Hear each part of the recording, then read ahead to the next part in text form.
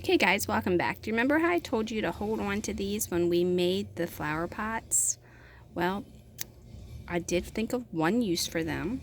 I'm sure there's probably 20 more uses, but here's one. If you take the bottom where the nipple of the container is and you cut that off, it gives you a flat bottom.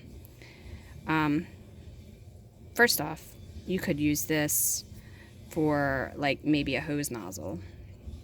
This could actually be a shower nozzle, but that's not where I was going with that. You're going to sand the bottom.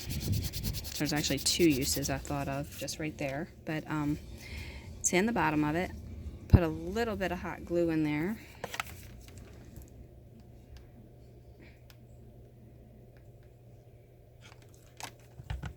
and then you can use it for a flower pot.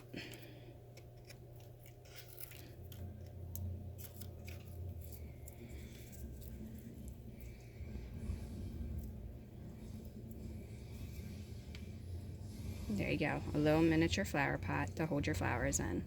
Now obviously you can use whatever flower you want, and you can do plenty of things, or you could use it as a cup to sit on the back of the sink and put some toothbrushes and toothpaste and stuff like that. A canister for your counter, you name it. So when you get these bottles, don't throw them away.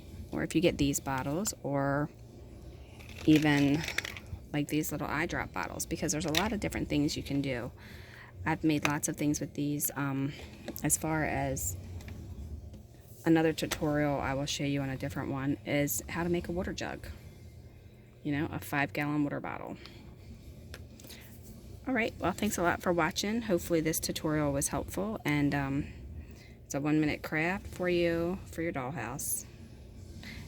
Like and subscribe, leave a question, suggestion, or comment below, and I will see you in the next video. Have a wonderful day.